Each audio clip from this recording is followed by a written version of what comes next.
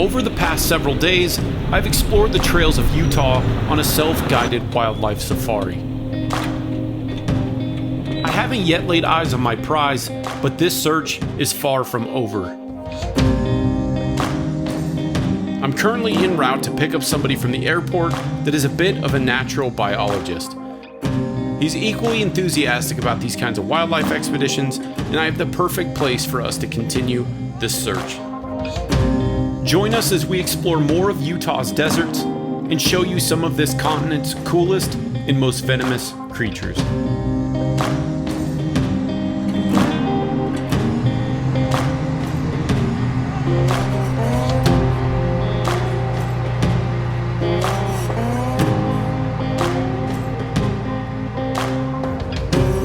I'm pulling into the airport area right now to pick up our special guest.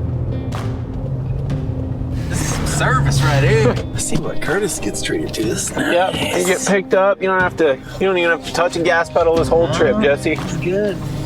Just drinking whiskey on the plane. Where are you? Yeah, man.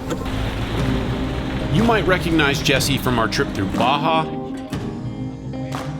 or perhaps our adventure through the San Juans. He's one of my favorite people to explore with on the trails, and he knows a lot, and I mean a lot, about wildlife. When I told him about this particular trip, he immediately was on board. Okay, so the biologist is here. Our amateur biologist, none other than Jesse Burline. What do you know? We're on our way to go try to find some tortoises, some chuckwallas, and then you're probably more interested in seeing snakes and stuff, I assume. Whatever we can find. I'm pretty stoked about hearing that sidewinders could be on the menu. Yeah, he likes poisonous snakes. I didn't bring my snake hook because I thought TSA would steal it, but I almost He did show up with a net. I did. A net sticking out of his backpack. Net sticking out of my backpack going through TSA.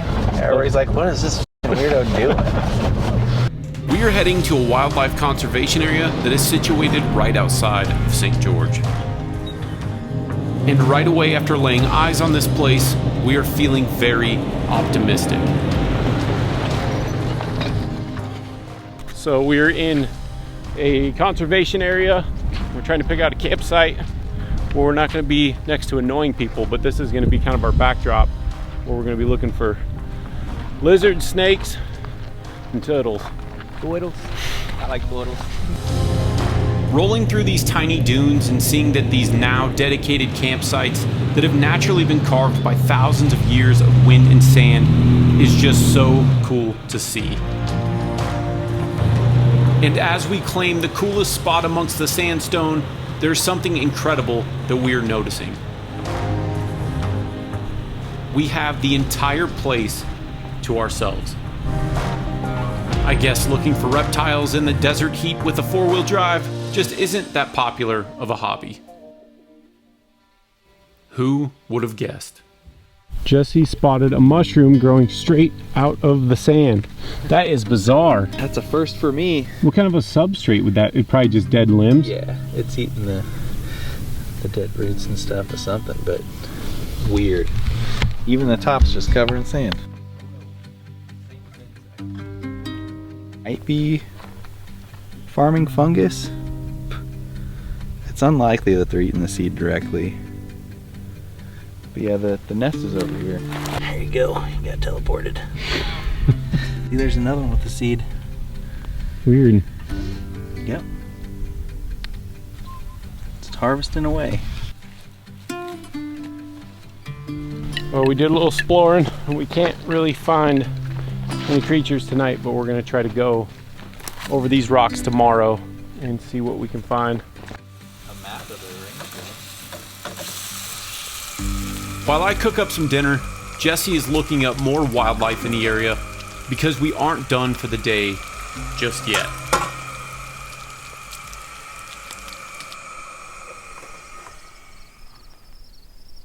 Years ago, Jesse brought a blacklight flashlight to camp to look for scorpions. And since then, it's been a bit of a tradition when we find ourselves in the desert. Wandering around out here at night, of course, has its inherent risks. Rattlesnakes hunt as the temps cool down, so you could cross paths with one.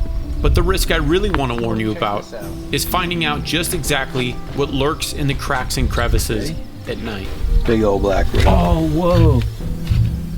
This activity is not for the squeamish. Ignorance is bliss. It's treachery.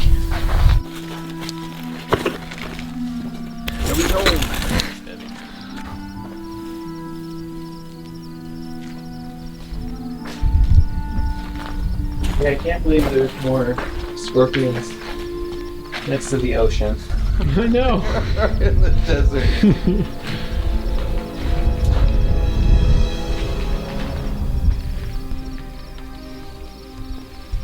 Yeah, not even in like the cracks and crevices. It's weird. I'm so used to seeing scorpions everywhere.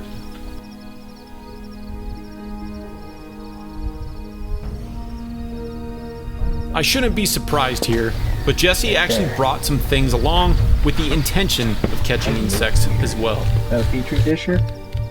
Might be a petri dish. Oh, it totally is like a camel spider. Here's where Jesse gets bit.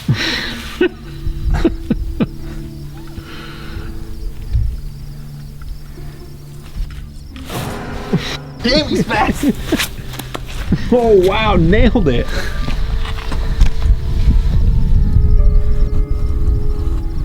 Alright, Freeing him. freedom. See, I told you, man.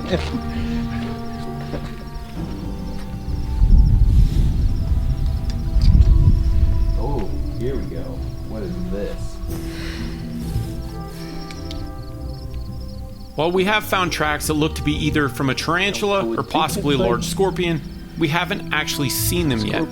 Compared to the Moab area, we found far less nightlife than what we're used to. Oh, there's another black widow on the right. Uh-oh. Ground for it. Oh man. I love that we're camping amongst these things.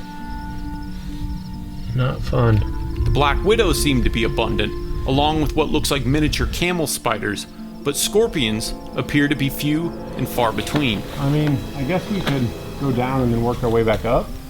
Yeah. Seems like we can't get any more lost than we already are. Probably. We've camped in places in Utah where you can find dozens of scorpions all around camp. So this begs the question, when camping in the desert, would you rather camp among scorpions or camp among black widows? Scorpions versus black widows? Yep. Man, that's tough. Unless these are bark scorpions, I don't really know how bad that sting is, but Bark scorpions are supposed to be some of the worst ones, aren't they? yeah. If I had the choice, I would choose to camp with scorpions over spiders. But it looks like on this trip, we will in fact have to deal with both.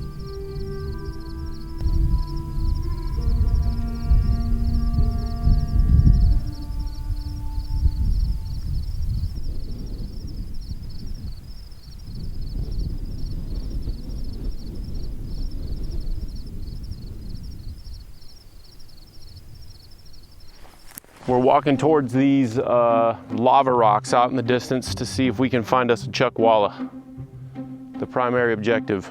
Then we're gonna go find us a sidewinder and watch Jesse get bit by a snake. No. I don't plan on getting bit by anything.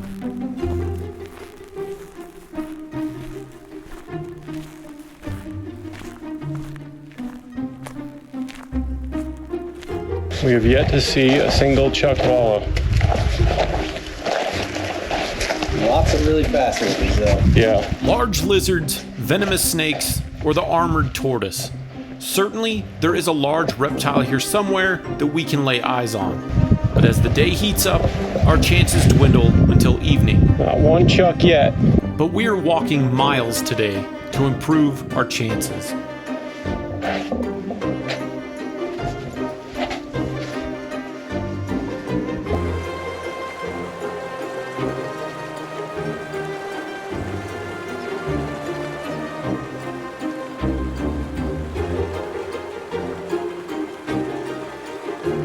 we're about to die, so we stopped in at this little river spot and soaked down. Pretty nice. Pretty nice, but we got super steep sand hills to go back up, and it's gonna be pretty brutal. And then we don't know what we're gonna do next because we haven't seen any chuckwallas, we haven't seen any tortoises, we haven't seen any snakes.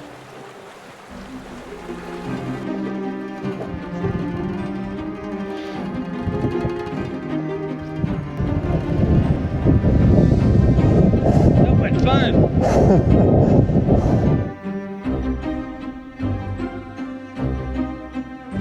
We have spent the entire day wandering through the heat of the desert.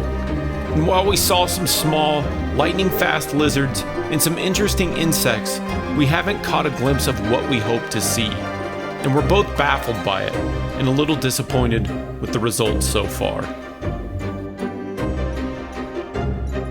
Jessy's flight is tomorrow afternoon, so we need to get up early and make the morning count.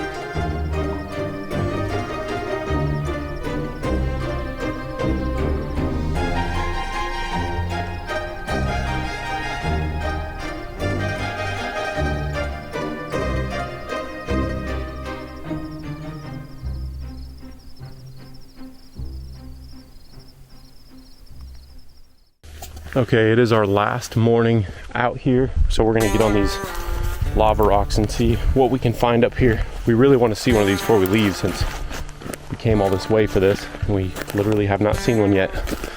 We've seen a few interesting things this morning. Proof that the ants are farming the mushrooms in the dunes is certainly cool to see, and some small, plump lizards on the rocks keep faking us out that we're seeing baby chuckwallas. But it's not the case. To cover more ground for the last 2 hours that we have before we need to end this trip, we decided to pack up camp so we can explore some new territory in the area.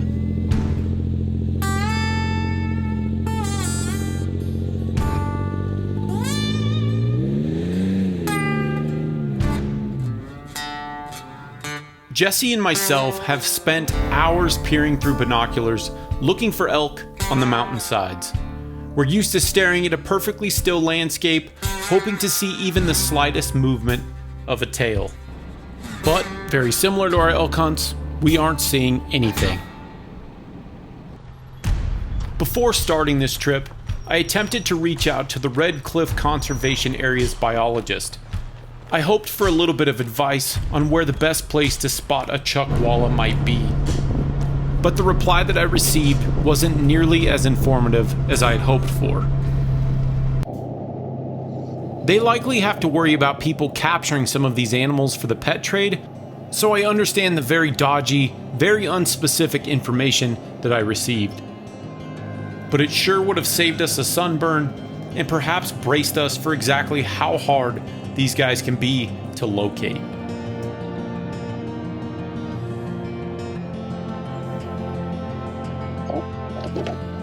Our time is dwindling and our enthusiasm is slowly being wicked away.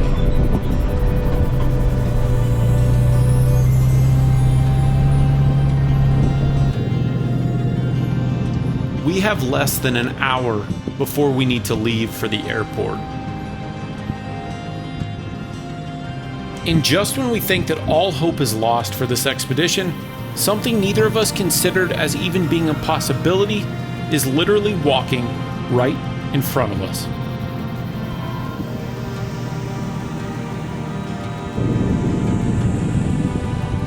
What's that? What? It's a Gila Monster. Holy dude. This is the rarest freaking thing ever. As reptile lovers, this is seriously one of the coolest moments of our lives.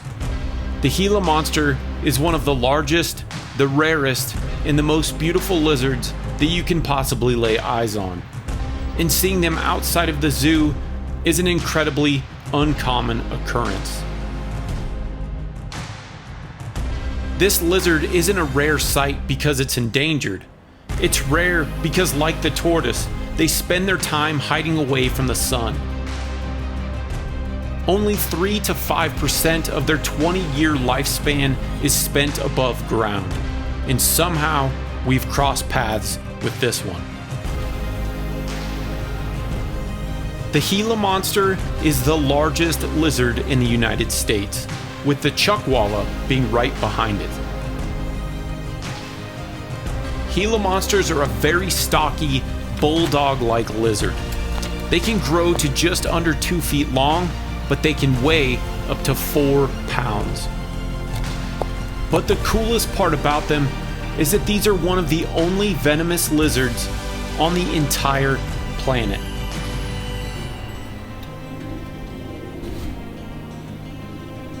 This guy hardly even cares that we're standing around watching him. Several times he's stopped in his tracks to investigate scents that he's picked up along his path. Most lizards will run in fear when something that they perceive as a predator is standing around them. But having a venomous lower jaw definitely gives this guy a level of confidence that you won't see very often. And that confidence brings a tinge of entitlement. These animals usually make themselves at home in other creatures' burrows rather than make their own. And in this case, he's led us to what appears to be an active tortoise burrow.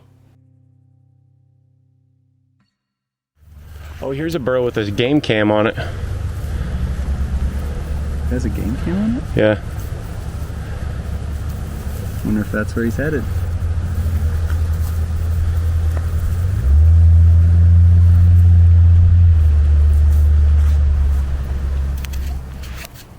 If it wasn't his house before, it's his house now.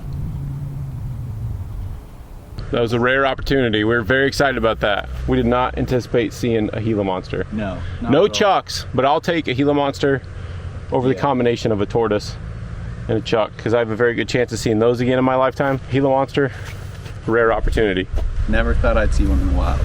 Okay, Jesse, tell us about the Gila Monster.